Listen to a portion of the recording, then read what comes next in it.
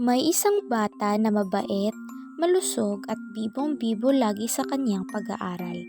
Siya ay si Letlet. Si Letlet ay nasa ikalimang baitang pa lamang.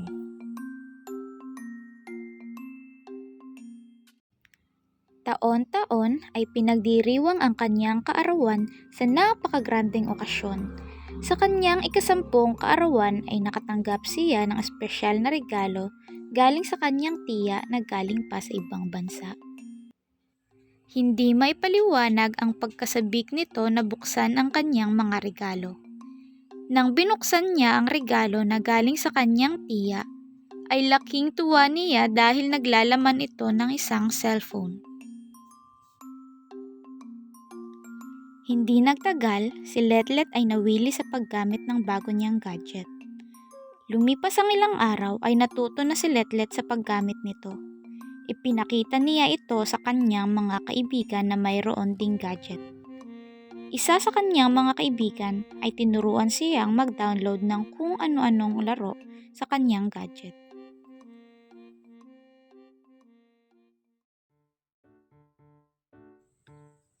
Habang tumatagal, ay nagbabago na si Letlet sa mga kanyang nakagawian at kanyang pag-uugali. Hindi na siya lumalabas ng bahay para makipaglaro sa kanyang mga kaibigan. Lagi na rin itong napagsasabihan ng kanyang mga magulang. Naapektuhan na rin ang pag-aaral ni Letlet pati na ang kanyang paningin ay bigla nang lumabo. Nagsimula na rin siyang magreklamo sa madalas na pagsakit ng kanyang ulo. Dinala si Letlet sa doktor upang masuri kung ano ang dahilan ng paglabo ng kanyang mga mata. Ang pinaka-pinagbabawal sa kanya ng doktor ay ang paggamit ng kanyang gadget. Napagtanto ng mga magulang na nasobrahan ng bata sa paggamit ng gadget. Kung kaya't itinago na lang muna nila ang cellphone ni Letlet. Binigyan ng maiging atensyon ang bata upang bumalik ang dating malusog at masiglang si Letlet.